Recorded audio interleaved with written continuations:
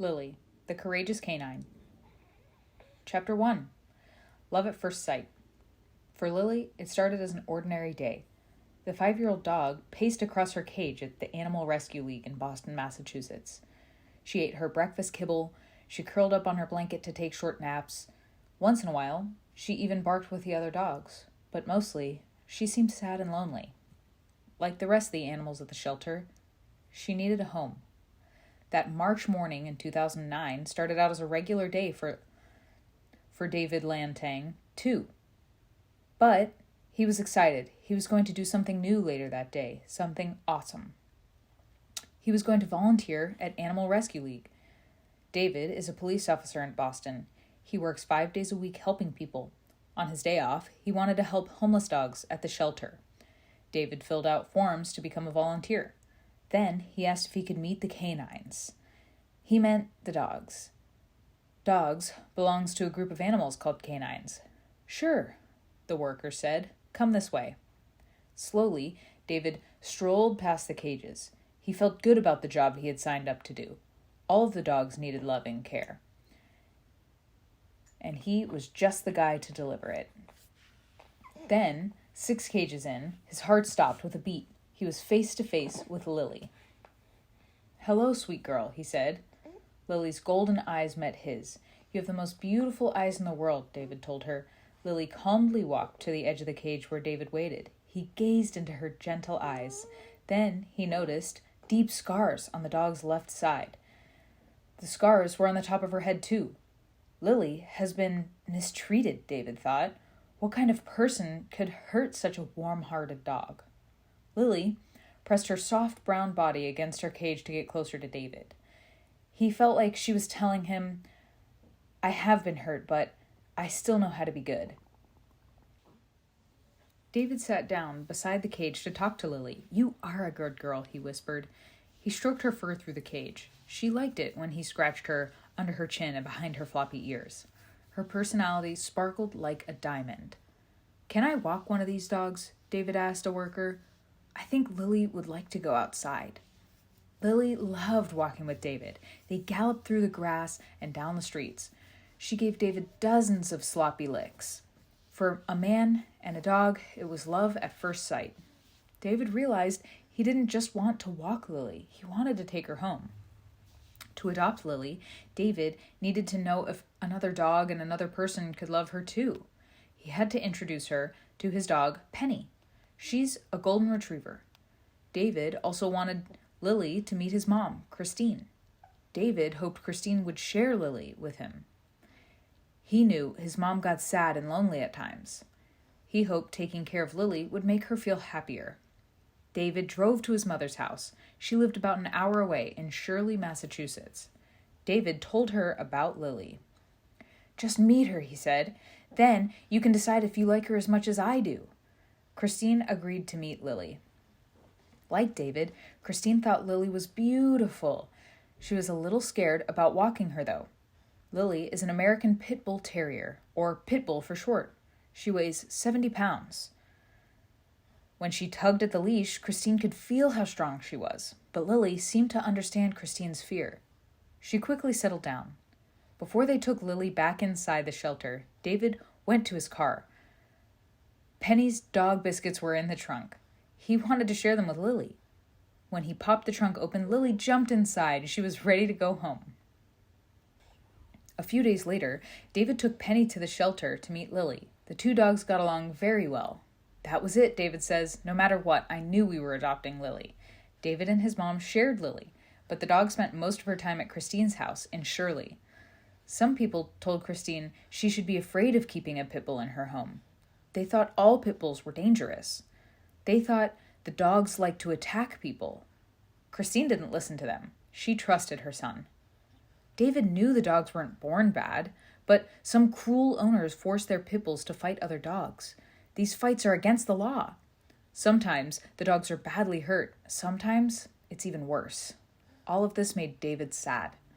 Being forced to fight can make an animal mean, but kindness can sometimes make it better.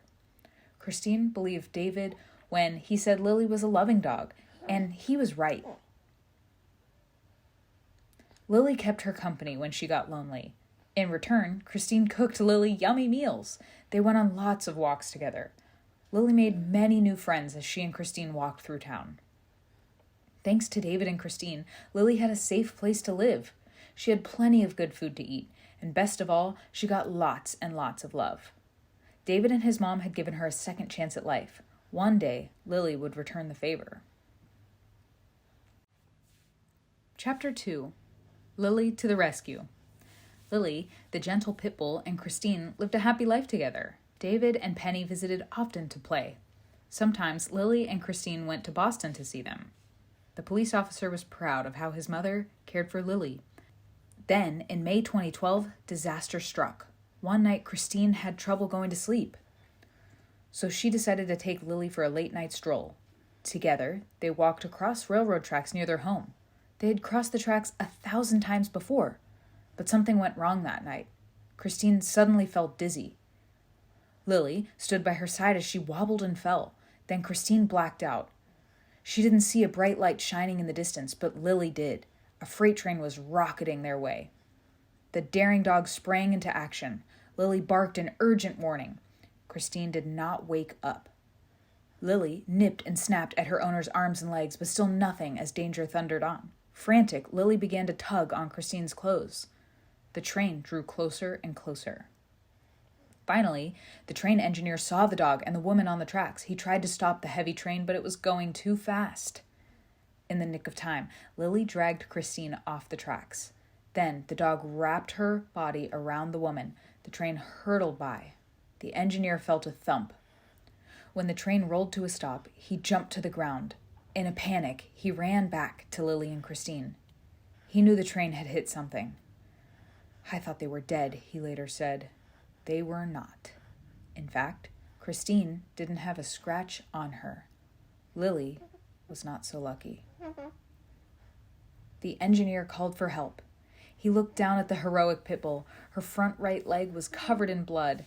It was badly hurt. She seemed unable to stand. But her golden eyes shined with courage. To his amazement, she was alert and friendly. She was also determined to stay close to Christine. Police officers, firefighters, and paramedics rushed to the scene of the accident. They phoned David. They told him his mother was all right, but Lily was hurt. David had just started his evening shift in Boston. His boss knew how much he loved Lily. "Go," he told him. In a flash, David was on his way. The paramedics wrapped Lily's injured leg in bandages, and they tried to calm her. Many wounded dogs try to bite people who come near them. Lily did not. So the paramedics petted and comforted her. They spoke to her softly. "It will be okay, girl," they said. "Help is on the way." Animal control officers soon arrived to help Lily. They wrapped her in a blanket and drove her to an emergency clinic for pets. But Lily's wounds were too serious for the clinic staff to fix. The train had severely torn off her right paw. It was very, very bad. All the clinic doctors could do was wait for David. They knew he would have some hard choices to make. When David pulled up to the animal clinic, he was afraid. He knew his mother was safe. But how badly hurt was Lily? Would anyone be able to help her? Would she survive? Tears filled his eyes just thinking about it. He blinked them away. He needed to focus on helping his dog. "What should I do?" David asked the clinic doctors. But Lily was the one that answered. When she heard David's voice, she turned to look at him. She softly wagged her tail. Lily wasn't giving up. So David wouldn't either. "I saw the same beautiful eyes I saw when I adopted her," David says. "I felt the same bond." The clinic doctors suggested David take Lily to Angel Medical Center in Boston. They told him it was the best animal hospital in the state. If the doctors there couldn't help Lily, no one could. Gently, David lifted the dog's broken body. He carried her to his car. He put her on a soft, clean blanket. "Dad's here," he whispered. "Everything's going to be okay." The 45-minute drive to the animal hospital seemed to take forever. David spoke softly to Lily most of the way. "Hang on, girl," he told her. "We'll be there soon." When he wasn't talking to Lily, he fought back tears. He just wanted her to be all right. Angel doctors were waiting in the emergency room when David carried Lily in. They scrambled to save her. They quickly eased her pain with medicine and x-rayed her paw. Then they told David that Lilly needed an operation or surgery. It would be very expensive. David didn't care. Anything for Lilly, he said, and then kissed the dog's head. When the surgery started, David drove home for a shower and a change of clothes. As he toweled off his hair, the phone rang. It was the hospital. Lilly's injuries were far worse than they had thought. Her hips were broken in several places. Her right leg would have to be removed. The price for the operation soared. It would cost more than $10,000. David didn't think twice about the cost. Brave, beautiful Lilly had saved his mother's life. Do it, he said. We'll find a way to make it work.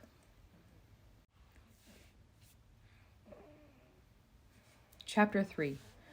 A New Career. Poor Lilly. She was quite a sight after surgery. Her body was covered in stitches. Tubes stuck out here and there. She looked like Frankenstein's monster, David said. The doctors had shaved off Lilly's fur. David could see dozens of bruises on her skin, but she still licked and nuzzled him and her caregivers at the hospital. Lilly's loving spirit was still strong, even when her body wasn't. Lilly was tough, too. She hung in there. So did David. But the medical bills were stacking up, and he started to worry. Then came some good luck. The people at the Angel Center fell in love with Lilly. They were amazed at how hard she worked to get better.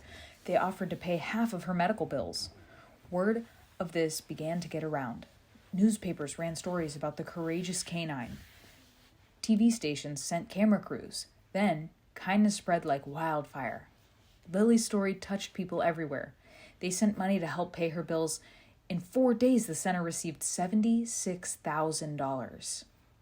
The Angel Center was thrilled. It agreed to cover all of Lilly's medical bills for life. The rest of the money would go to other animals in need. Lilly's courage had saved David's mother. Now her story would help save other injured animals. Lilly became a star. Fans sent her dog cookies and stuffed animals. She got get well cards and even a fancy get well collar. Kids drew pictures and mailed them to her. Dog owners sent her pictures of their own dogs. Soon, hundreds of photos and cards covered Lilly's room at the hospital. When she was well enough, Lilly started physical therapy. People in physical therapy do special exercises to help them get better. So, how did Lilly do in physical therapy? On a special treadmill, in the water. First, the therapist put her into a special harness or a set of straps.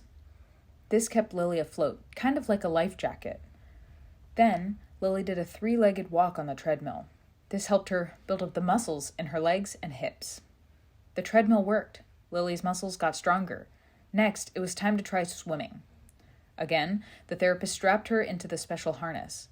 Then, Lilly paddled around the pool. Little by little, day by day, she grew stronger.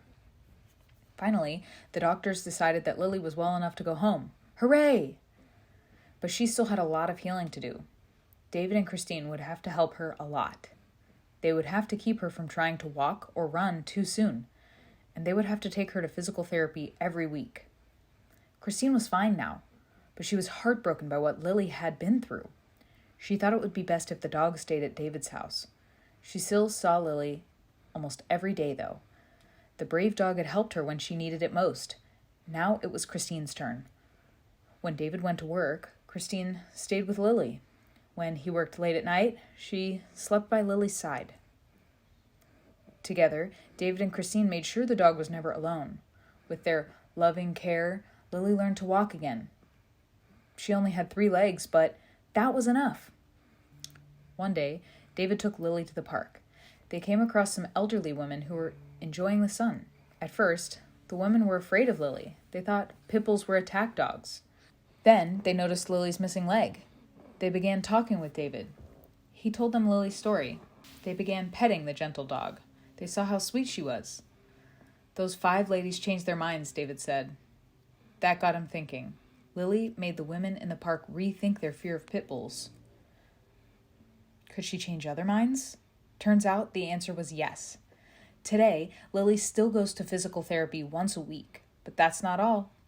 People want to meet Lilly, David says. The invitations roll in. She gets invited to schools, senior citizen centers, and more. David takes her as often as he can. We are changing how people think about pit bulls, David says. They do have a bad rap right now, but look at Lilly. Even after what she's been through, she's loving and caring. She's a super friendly dog. She shows the true nature of the pit bull. Volunteers help David create a special group to help more dogs. It's called the Lilly the Hero Pit Bull Fund. They sell t-shirts and stickers at Lilly's special events to raise money. That money helps pay for food and shelter for homeless pit bulls. It also helps provide medical care for wounded pit bulls.